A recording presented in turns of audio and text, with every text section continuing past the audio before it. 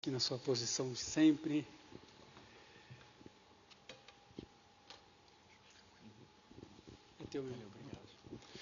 Boa noite a todos. Como eu sempre digo, é um prazer estar aqui podendo compartilhar aquilo que Deus tem colocado no meu coração.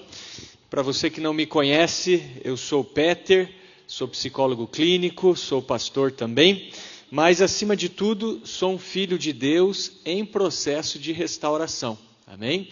Então, nesse processo, Deus vem trabalhando questões como a ira e outros comportamentos que estão ligados às obras da carne, e Deus tem me restaurado nesses anos que eu o tenho servido.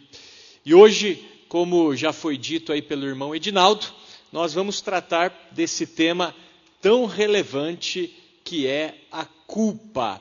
Eu queria já nessa introdução falar que essa palestra ela foi baseada num dos capítulos do livro de um psicólogo cristão chamado Gary Collins. Então, Gary Collins, ele tem um livro intitulado Aconselhamento Cristão, onde ele trata de vários temas. E ele dedica um capítulo do seu livro a esse tema, culpa. E eu, então, extraí alguns princípios desse livro para que nós possamos compartilhar nesta noite. Então, peço que você abra o teu coração e acompanhe comigo essa palestra que vai ser muito relevante, sem dúvida nenhuma.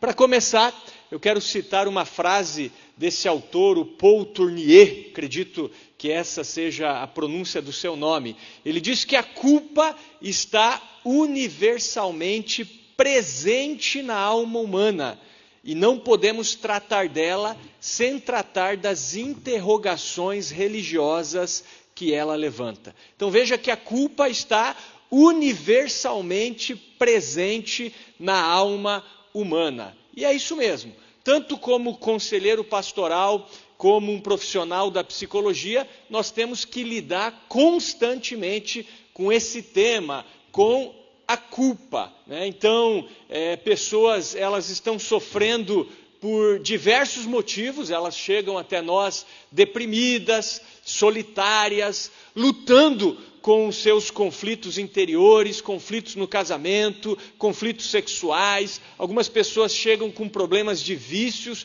ou com qualquer outro problema. E nós notamos que uma das dificuldades que são comuns entre as pessoas é a culpa. Inclusive, certo escritor sugeriu que a culpa acha-se de alguma forma envolvida em todos os problemas psicológicos. Então, olha só, a culpa acha-se de alguma forma envolvida em todos os problemas psicológicos. Agora, claro, quando nós falamos de culpa, nós precisamos deixar bem claro que a culpa nem sempre é ruim, tá?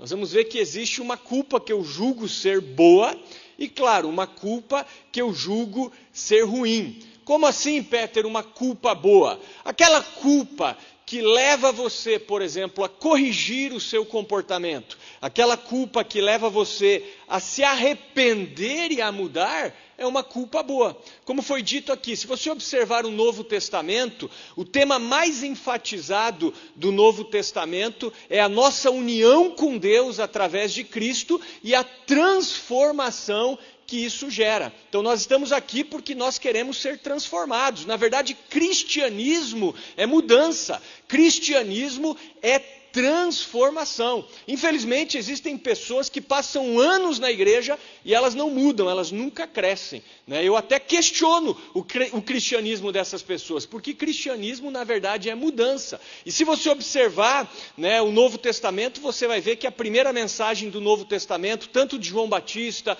quanto de Jesus, quanto dos apóstolos da igreja primitiva, era o arrependimento. Então, quando essa culpa leva você ao arrependimento, ela é boa, certo ou errado? Ela é ótima, na verdade, né? Inclusive, a minha experiência com Cristo, ela veio como consequência da culpa, né? Eu tive um encontro com Jesus, né? Eu aceitei Jesus, como nós falamos no meio cristão, né? Ou eu tive um encontro com a graça de Cristo aos 17 anos de idade. em 1997, na Páscoa de 1997, e eu me sentia muito culpado, né? Devido à vida que eu estava levando naqueles últimos meses. Eu havia me tornado uma pessoa amarga, uma pessoa irada, uma pessoa orgulhosa, digamos assim. Eu estava machucando as pessoas mais próximas de mim, que conviviam comigo e que até mesmo gostavam de mim, e isso me levou a me sentir culpado. Essa culpa me levou a uma depressão profunda durante alguns dias. E nessa época falaram de Jesus para mim. Eu também já tinha um certo conhecimento advindo do catolicismo, né? Acredito eu que de alguma maneira fui bem catequizado, então eu entendia, né, que Jesus havia vindo em carne, havia morrido, havia ressuscitado. E um dia, depressivo, muito mal, eu entrei no meu quarto e eu invoquei ao Senhor, eu clamei a Deus, né, para que Deus, né, intervisse na minha vida. E foi o que aconteceu, né? Alguns dias depois fui convidado para um retiro de jovens da igreja, da qual hoje eu sou pastor, e ali eu aceitei o convite de convidar Cristo para ser o Senhor da minha vida, e nesse momento toda a culpa, toda a depressão, toda a tristeza foram substituídas por um sentimento de paz, e eu entendi que eu havia sido perdoado, e que eu poderia recomeçar. E eu entendi mais tarde, lendo Romanos capítulo 8, versículo 1, que agora já não há nenhuma condenação para aqueles que estão em Cristo Jesus. Então eu fui perdoado por Deus, e as minhas culpas, elas já não poderiam mais me acusar, porque agora eu estava em Cristo, e aquele que está em Cristo é uma nova criatura. As coisas velhas já passaram, eis que tudo se fez novo. Então foi uma culpa benéfica que me conduziu ao arrependimento. Mas existe também uma culpa ruim, né? A Bíblia fala de uma tristeza, que é uma tristeza segundo Deus, que nos conduz ao arrependimento. Mas fala também de uma tristeza segundo o mundo, que nos leva para a morte. Então existe também uma tristeza, uma culpa, digamos assim, que gera depressão e que gera morte. E essa culpa realmente nós devemos tratá-la, né? Então a culpa ruim, por exemplo, é aquela culpa onde você já foi absolvido, mas mesmo assim você está se sentindo acusado, acusada na sua consciência, né? Agora a culpa, como eu falei, pode ser até um sinal de uma boa consciência, não é verdade? A Bíblia, ela fala da nossa consciência, e ela fala sobre 4 tipos de consciência: a boa consciência, a má consciência, a consciência corrompida e a consciência cauterizada. Então a pessoa que tem uma boa consciência, em geral, quando ela cometer algum equívoco, algum erro, quando ela se desviar do seu caminho, do caminho da verdade, ela vai, digamos assim, ter um sinal na sua consciência, porque a sua consciência é uma consciência boa. Agora, uma pessoa que chegou no último estágio, numa consciência cauterizada, por exemplo, é uma pessoa que já não sente dor, não sente culpa, não sente remorso, não sente nada, né, pelos comportamentos que ela tem, digamos assim, feito e executado, né? Inclusive, dentro da psicanálise, né, os psicanalistas falam sobre o neurótico, o psicótico e o perverso, né? Então o neurótico é aquela pessoa que quando ela falha, ela se sente mal mesmo, é o neurótico, né? Então o neurótico, não é tão ruim ser neurótico, né? O problema é ser muito neurótico, né? Ficar neurótico por qualquer coisa. O que é o perverso? É a pessoa que conhece a lei, tem uma ideia de certo ou errado, e às vezes conscientemente ela passa por cima daquilo que é considerado certo, né, de maneira proposital. E o psicótico? O psicótico é uma pessoa sem lei. Então o psicótico seria essa pessoa com a consciência totalmente cauterizada, onde essa pessoa pode fazer várias atrocidades e ela não sente nenhum pesar por isso. Então nós precisamos manter uma boa consciência, e uma boa consciência é também uma consciência que se sente culpada, sim, quando falha, quando comete algum tipo de erro. Então nós não podemos dizer que toda culpa é ruim. Em alguns casos, a culpa ela pode ser muito benéfica, né? Inclusive, o Espírito Santo muitas vezes pode gerar esse sentimento de culpa em nós para que sejamos conduzidos ao arrependimento. Mas destacando esse tema, culpa, vamos falar um pouquinho mais. A culpa, ela pode ser dividida em duas categorias. A primeira categoria seria a culpa objetiva e a segunda categoria seria a culpa subjetiva. Então, uma culpa objetiva e uma culpa subjetiva. Quais são os tipos de culpa objetiva? Vamos trabalhar um pouquinho culpa objetiva. São 4 tipos de culpa objetiva. Primeiro é a culpa legal. O que seria a culpa legal, pastor Peter? A culpa legal é aquela culpa que quando você comete um delito, quando você quebra uma lei, você se torna culpado por ela, né? Então, por exemplo, você está dirigindo o seu carro e você faz uma conversão proibida. Consequentemente, você atinge um outro veículo. Você é culpado legalmente, né? Você precisa pagar pelo seu erro. Então essa é uma culpa legal. Estou dirigindo numa via de 60 km por hora a 110 km por hora. Recebi uma multa, né? Não tenho o que fazer. Eu sou culpado legalmente. Então quando você quebra uma lei, você acaba sendo culpado legalmente. Então essa é a culpa legal. Nós poderíamos dar vários outros exemplos, mas acredito que já ficou claro o que seria uma culpa legal. Existe uma culpa que nós chamamos de culpa social, que é quando você quebra, digamos assim, uma norma social. Algo que é esperado de você, você acaba quebrando, né? Isso pode ser, digamos, algo objetivo ou algo subjetivo também. Então, o que seria uma norma social? Uma norma social é algo que é esperado de você socialmente. Então, como eu falei, pode ser algo objetivo ou algo subjetivo. Vamos pensar de uma maneira bem simples, né? Você é convidado para uma festa. Aí, ao receber o convite, está lá de uma maneira muito clara o tipo de vestimenta que você deve usar, né? Então, traje, esporte fino, etc. e tal. Então, aqui tem uma norma social que está explícita, está bem objetiva, né?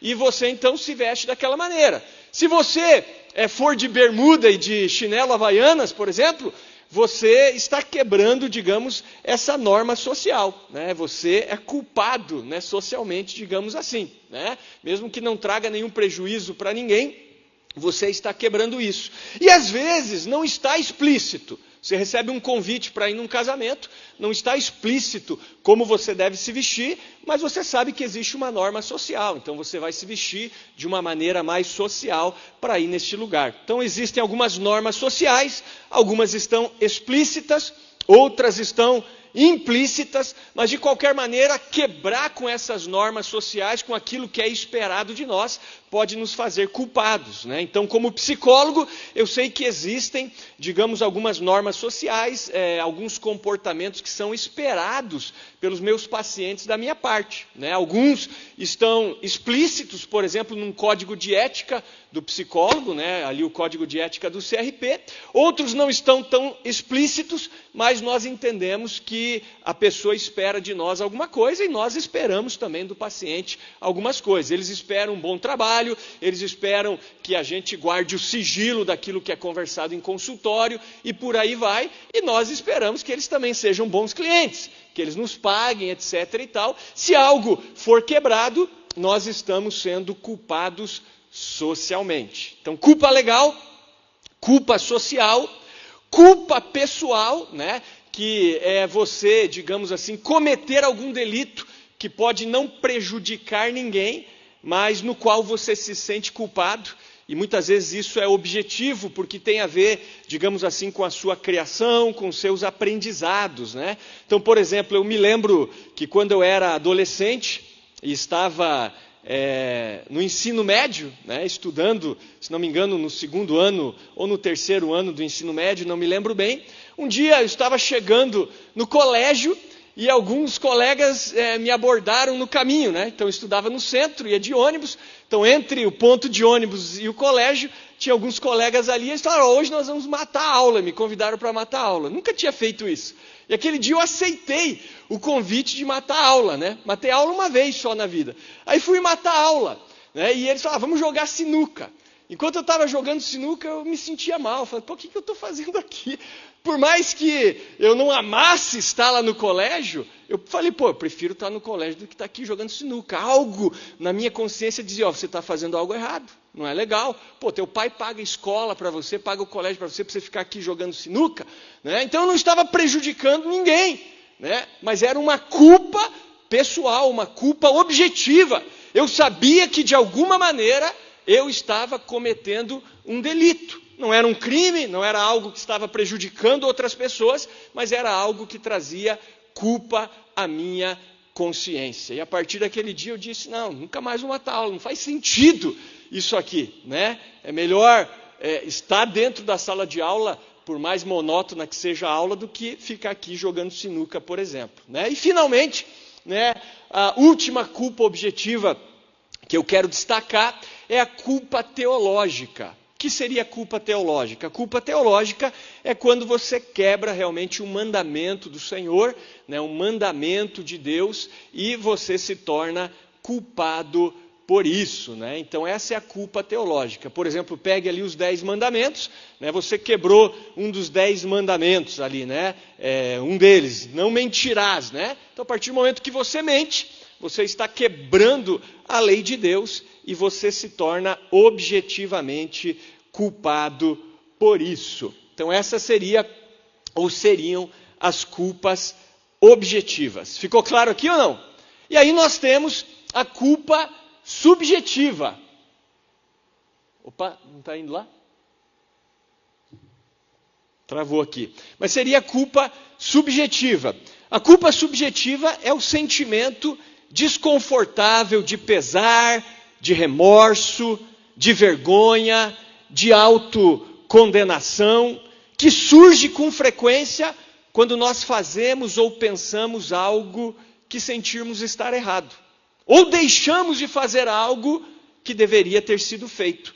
Então, com frequência, quando você sente essa culpa subjetiva, surge o desânimo, a ansiedade, o medo do castigo, um sentimento de desolação, tudo isso junto, como parte do sentimento de culpa.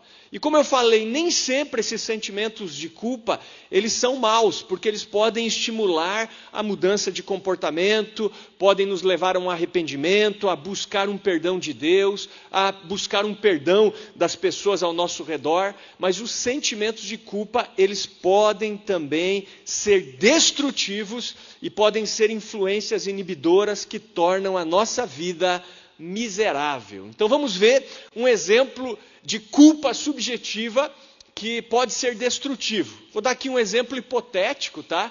Mas isso acontece. Então, se você se identificar com esse exemplo, né, eu realmente estou dando de maneira bem hipotética esse exemplo, né? Vamos pensar numa mãe.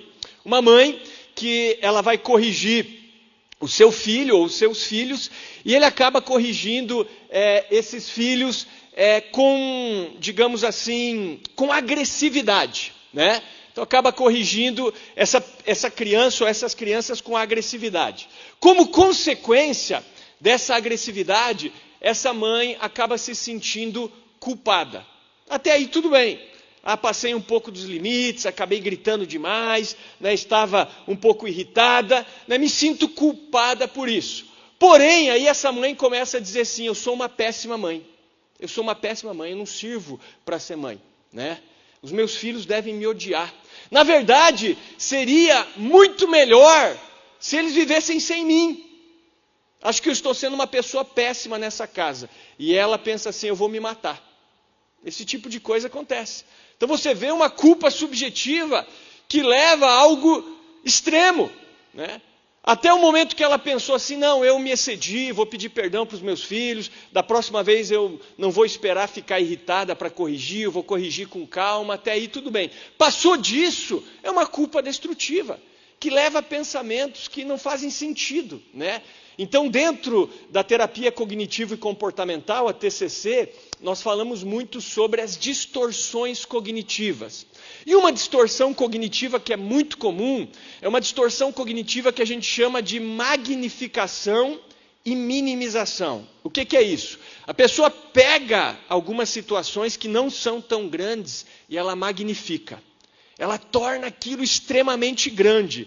Então, tipo assim, né? Como eu falei, a mãe corrigiu os filhos ali com um pouco mais de agressividade. Não estou dizendo que está certo, né? Mas de qualquer maneira aquilo tomou uma proporção muito grande, a ponto da pessoa pensar: eu sou uma péssima mãe, né? Esses filhos devem me odiar, é melhor que eles vivam sem mim, eu vou me matar. Tomou uma proporção muito grande, né? Então ela pegou algo e magnificou. Então as pessoas às vezes fazem isso, é o truque do binóculo que a gente chama, né? Então quando você está olhando por um binóculo, aquela imagem que você está observando, ela aumenta. Agora, se você virar o binóculo do lado contrário, aquela imagem vai diminuir, vai se distanciar. Então tem pessoas que são craques em fazer isso, tem essa distorção cognitiva muito presente na vida delas. Pegam coisas ruins, mas que são pequenas, e tornam aquilo grande. E pegam coisas boas que deveriam ser valorizadas e tornam aquilo pequeno. Dizem: não, isso aqui não é tão importante assim. Então esse tipo de pessoa vai sofrer demais. Então essa é uma culpa subjetiva e que muitas vezes leva realmente a pessoa a ficar deprimida, a olhar para a vida dela e achar que a vida dela não vale a pena, que a vida dela não tem valor. Então esse é um exemplo, claro, hipotético, mas que acontece muito, de culpa subjetiva. Você pode pegar isso, trazer para a sua vida e você vai observar que muitas vezes a sua culpa, a sua tristeza e a sua depressão, ela advém de distorções cognitivas. São 10 distorções cognitivas, tá? Hoje eu só vou deixar essa para vocês. Mas existem outras distorções cognitivas que nos levam a um sentimento de culpa e também a depressão, né? Então essa seria a culpa subjetiva, que é esse sentimento, né, que vem e que te traz desânimo, que leva você muitas vezes a essa tristeza. Agora vamos ver o que a Bíblia fala sobre a culpa. Como eu falei para vocês, né, sobre a culpa teológica, na Bíblia a pessoa é culpada quando? Quando ela transgride a lei divina. Então na Bíblia existe pouca diferença entre culpa e pecado, né? Então a partir do momento que eu peco, que o pecado é transgredir a lei, eu me torno culpado segundo a Bíblia. Então vamos ver aqui alguns versículos que em algumas traduções trazem aí a palavra culpa. Primeiro, Daniel capítulo 6, versículo 3, que diz assim: então os presidentes e os sátrapas procuraram ocasião para acusar Daniel a respeito do reino, mas não puderam achá-la, nem culpa alguma, porque ele era fiel e não se achava nele nenhum erro, nem culpa. Então aqui nós vemos as pessoas procurando em Daniel uma culpa. Aqui seria a culpa legal mesmo. Eles estavam procurando em Daniel se havia algo nele que poderia fazer dele um criminoso. Então aqui é a culpa legal. E eles não acharam absolutamente nada. E aí nós temos em Números capítulo 5, versículo 7, esse texto, né? Confessará o pecado que cometer e pela culpa fará plena restituição e lhe acrescentará sua quinta parte e dará tudo àquele contra quem se fez culpado. Então aqui seria realmente a culpa teológica, né? Alguém defraudou um companheiro, o próximo, digamos assim, roubou, se torna culpado. Como culpado, deveria restituir a quinta parte àquela pessoa, porque se tornou culpado. E 2 Coríntios capítulo 7, versículo 10, que eu já citei para vocês, porque a tristeza segundo Deus produz arrependimento para a salvação, que a ninguém traz pesar, mas a tristeza do mundo produz morte. Então aqui está falando de dois tipos de culpa ou de tristeza, né? A primeira delas, aquela culpa boa, que leva você ao arrependimento para a salvação. E a segunda, aquela que traz pesar, né? A tristeza do mundo que produz a morte. Inclusive, talvez eu já tenha dado esse testemunho aqui, quando eu estava no Instituto Bíblico, no ano, não lembro se era 1999 ou 2000, era um desses 2 anos. Nós tivemos uma aula com um pastor americano, já falecido, chamado Jack Schisler. E no final da aula ele veio, né, orar por cada um dos alunos. Nós éramos uma turma ali pequena. E quando ele veio orar por mim, ele disse assim: olha, eu vejo você passando por um tempo de quebrantamento. Ele falou. E ele disse assim: é que mais e mais Deus vai mostrar quem você é. E quando você vê quem você é, isso vai quebrar o teu coração. E ele disse: eu vejo você se jogando no chão, ficando ali e crendo em tudo aquilo que Deus disse que você seria se você pagasse o preço. Mas olha só o detalhe: eu vejo você passando por um tempo de quebrantamento. Ou seja, Deus vai mostrar quem você é e isso vai quebrar o teu coração, né? Mas isso, tem algo bom nisso daí. Isso vai levar você a uma transformação, a uma mudança de vida. Então aqui eu entendo que seria essa tristeza segundo Deus, essa culpa boa, né? Então essa é a minha oração também, que Deus mostre a você quem você é de fato, né? Que Deus possa iluminar aí a sua mente, para que você possa se ver como Deus te vê, a ponto de quebrar o teu coração, né? A ponto de Deus levar você a entender quais são as áreas da sua vida que necessitam de mudança, que necessitam de restauração. Posso ouvir um amém aí? Isso, então vamos lá. Agora vamos ver as causas da culpa, né? Aqui vamos tratar um pouquinho mais da culpa subjetiva. Então uma das causas da culpa é o aprendizado passado e as expectativas pouco realistas, né? Então você se sente culpado por alguns motivos, que talvez outras pessoas não se sintam culpados, né? Por quê? Porque tem a ver com a sua história de vida. Então, às vezes, algo que você ouviu dos seus pais, algumas crenças que foram, digamos assim, embutidas na tua mente, e muitas vezes, quando você se comporta de maneira contrária a essas crenças, isso pode trazer culpa a você. Às vezes isso faz sentido, às vezes isso é bom, como eu falei, e às vezes isso é ruim. Então, por exemplo, vou dar um exemplo que acontece, tá? Nós já ouvimos histórias desse tipo. Nós já ouvimos pessoas testemunharem que elas cresceram ouvindo os pais dizerem assim: olha, todo rico é corrupto. Todo, ó, colocou todo rico no mesmo balaio, certo? Ou seja, generalizou. A generalização também é uma distorção cognitiva, quando você coloca todo mundo no mesmo balaio. E aí, essas pessoas que cresceram ouvindo isso, desenvolveram uma crença de que a riqueza está totalmente sempre, né, digamos, emparelhada com a corrupção e com a desonestidade.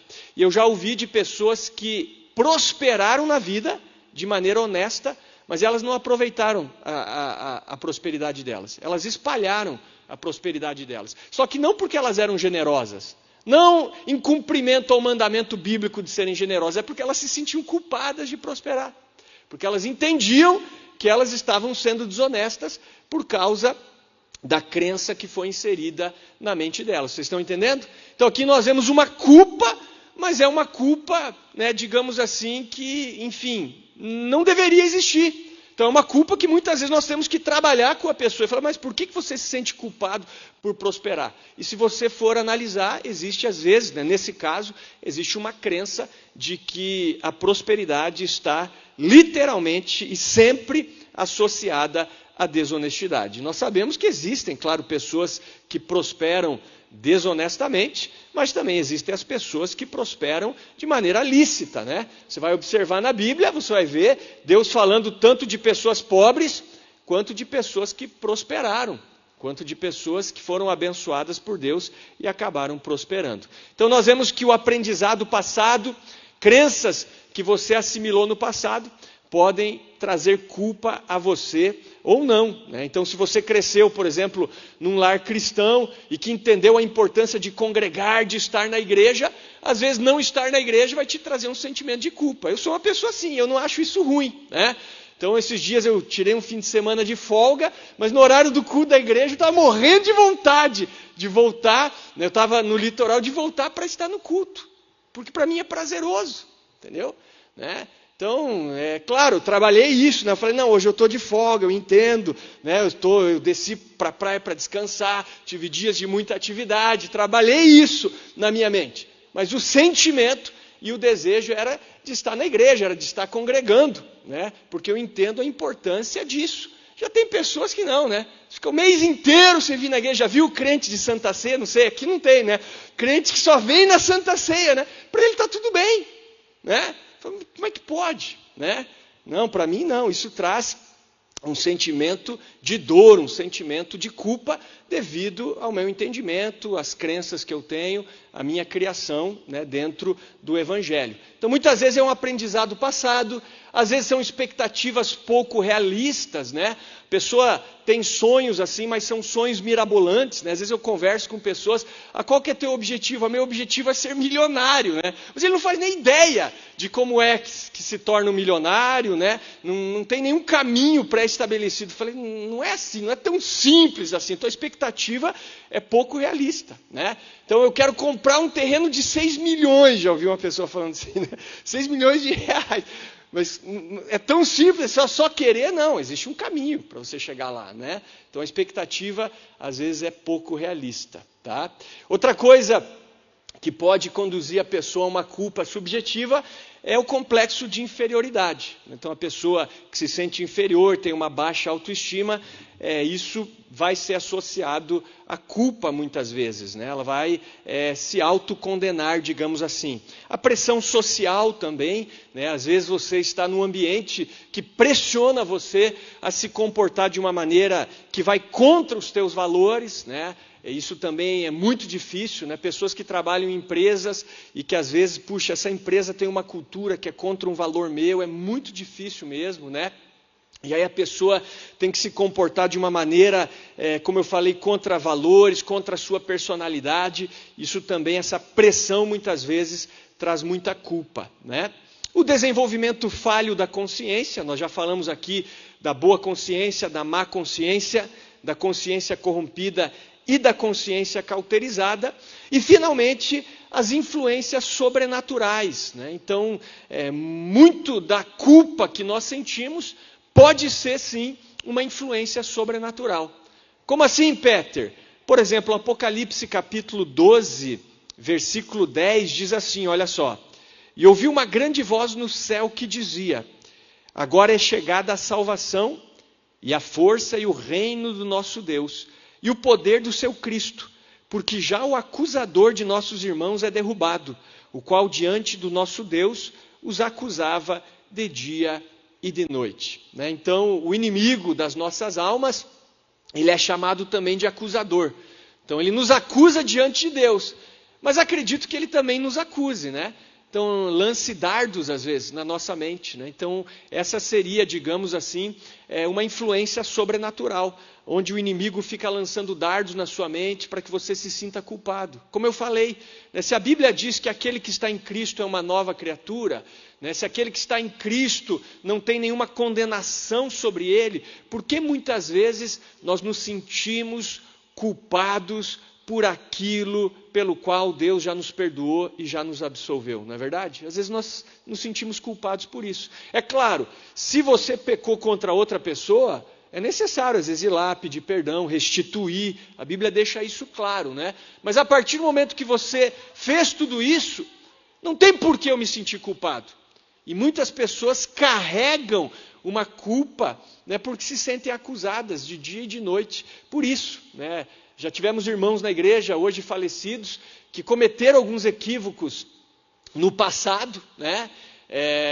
Enfim, já haviam sido perdoados por Deus, confessaram em grupo, oramos várias vezes pela pessoa, mas a pessoa carregou aquela culpa até o final da sua vida. Não havia mais nada a ser feito.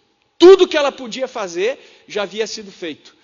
Mas a pessoa carregou literalmente aquele sentimento de culpa, de remorso até o final da sua vida. Então, da onde que vem essa culpa?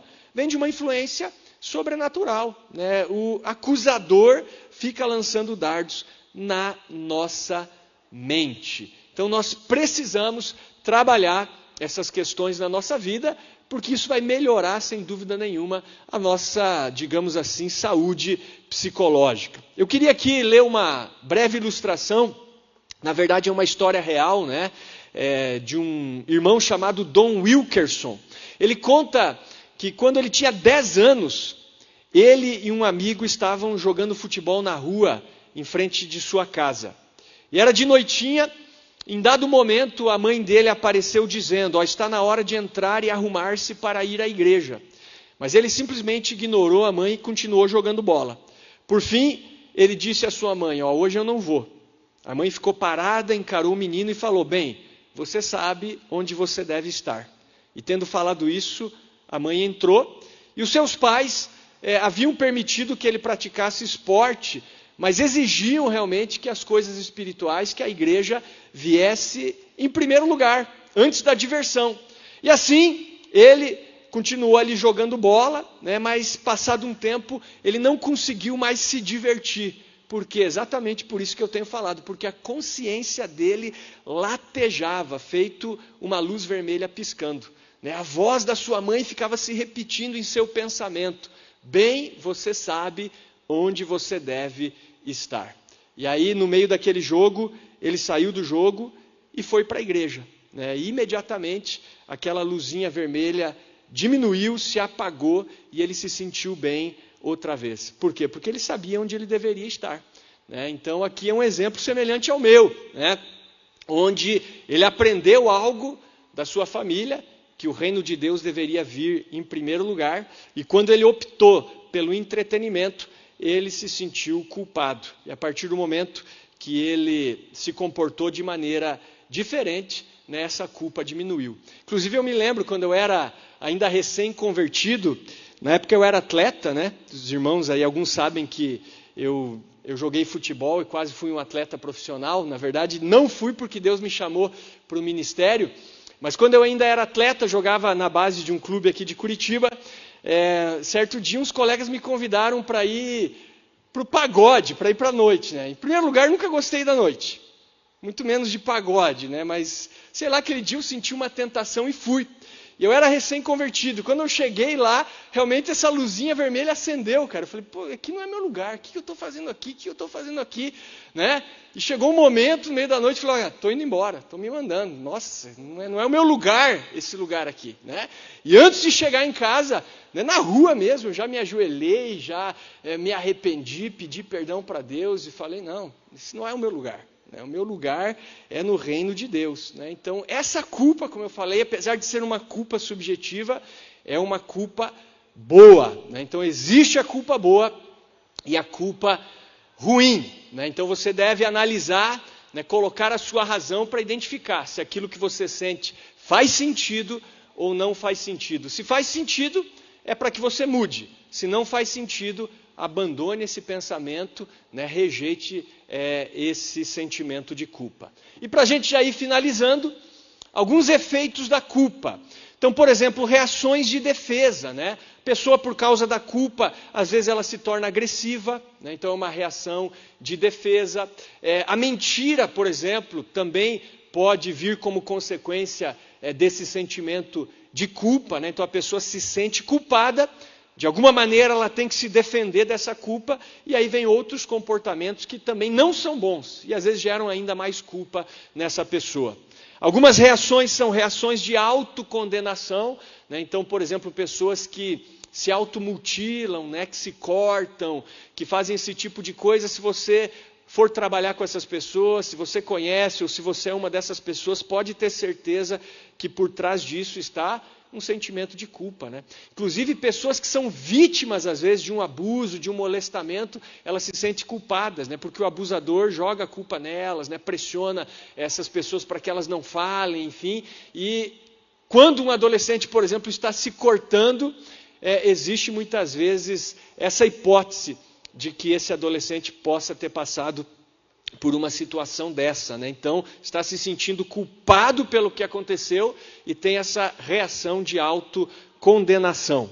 Uma outra reação são as reações sociais. Então, a pessoa começa a ter problemas sociais, ter aqueles comportamentos de fuga, esquiva, não se sente bem nos ambientes sociais, porque o sentimento de culpa vai gerar isso também. Então, a culpa, em geral, leva à depressão, e um dos comportamentos das pessoas que são depressivas é também a retração social, são problemas sociais.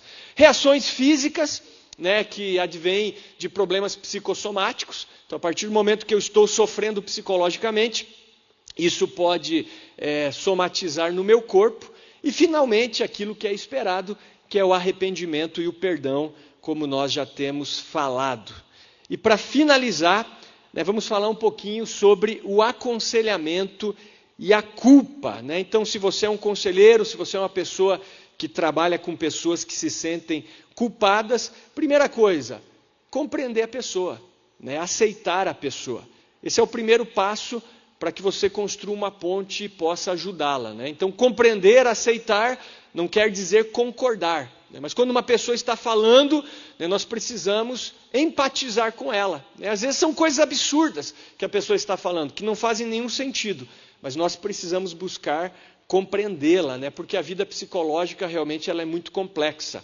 Aí nós precisamos ter o discernimento, o conhecimento, para identificar se essa culpa é uma culpa boa, se é uma culpa ruim, uma culpa objetiva, uma culpa subjetiva, ter esse discernimento para ajudar a pessoa, educar essa pessoa. Então muitas vezes a educação é importante, Então eu, por exemplo, no aconselhamento ou no consultório, muitas vezes eu educo, Então, por exemplo, a questão de distorções cognitivas, Quando uma pessoa está tendo essa distorção cognitiva e você explica para ela, educa ela, mostra para ela o que está acontecendo com ela, Então fala, passa um texto, passa um vídeo e a pessoa começa a se identificar dentro daquela questão, isso também ajuda a pessoa à mudança. E finalmente, novamente aí está o arrependimento e o perdão de Deus. Então sempre que nós nos arrependemos, o próximo passo é a mudança de vida. Inclusive eu não sei se vocês sabem o que é o arrependimento. O arrependimento vem do grego metanoia, que significa uma mudança de mente, uma mudança de pensamento. E o arrependimento ele envolve 3 áreas da nossa vida. Envolve cognição, ou seja, a minha mente mesmo, ou seja, eu entendo que eu fiz algo que não era bom. Envolve a minha emoção, eu sinto um pesar e uma dor profunda pelo que eu fiz, e envolve a ação. Então, cognição, emoção e ação. Eu tenho que dar a meia volta e mudar o meu comportamento. Como o filho ali, do pai, naquela parábola do filho pródigo, Então ele pede a herança antecipada do pai e vai para o mundo. No mundo ele gasta a sua herança, ali com meretrizes, com festas, enfim. Depois de gastar toda a sua herança, ele acaba na miséria, acaba trabalhando no cuidado de porcos a ponto de desejar comer ali as bolotas dos porcos que ele cuidava. Nesse momento ele cai em si. Então olha só, caindo em si, cognição. E aí ele diz, puxa, na casa do meu pai tem muitos trabalhadores, e eu aqui passando necessidade, eu vou voltar. Então veja, ele cai em si, cognição. Segundo, na casa do meu pai há muitos trabalhadores, ele deve ter se emocionado ao pensar isso, deve ter envolvido emoção nesse momento. E por último ele fala, eu vou me levantar e vou voltar, e vou dizer ao meu pai, me trata como um dos teus empregados, eu não sou mais digno de ser chamado teu filho. E ele levanta e volta para casa. Então envolveu 3 coisas, cognição, emoção e ação. E o seu pai, claro, o recebe com alegria, e restitui esse filho ao seu devido lugar. Então isso é arrependimento. Então é isso que Deus espera de nós, que é o arrependimento e também o perdão. Amém, queridos? Espero que tenha feito sentido para você, E se você, como todas as pessoas, carregam ou já carregaram esse sentimento de culpa, hoje você vai poder identificar se essa culpa faz sentido, é objetiva ou não, se essa culpa é algo de Deus que tem como propósito te levar à mudança ou não, ou é algo que você tem que eliminar da sua vida. Vamos orar? Convido você a fechar os seus olhos e vamos orar por isso. Obrigado, Deus, eu quero te agradecer por essa noite, por mais essa oportunidade, quero te agradecer por esse assunto tão relevante. Quero pedir que a Deus no coração, na mente de cada pessoa aqui, fique gravada essa palestra, aqueles pontos que são mais relevantes para cada pessoa. E em nome de Jesus, Senhor, que o teu sangue possa nos purificar, possa nos limpar nessa noite, para que nós não venhamos a carregar nenhuma culpa que que o Senhor já, a Deus, nos perdoou. Culpa de nenhum comportamento, de nenhuma atitude pela qual não existe condenação nas nossas vidas. E se existe algo que é necessário que haja restauração, que haja, a Deus, um conserto, que seja o Senhor também ministrando através do Teu Espírito e da Tua Palavra e nos conduzindo ao arrependimento. Muito obrigado, Senhor, por essa noite, em nome de Jesus. Muito obrigado. Deus abençoe a vida de vocês. Edinaldo. Nós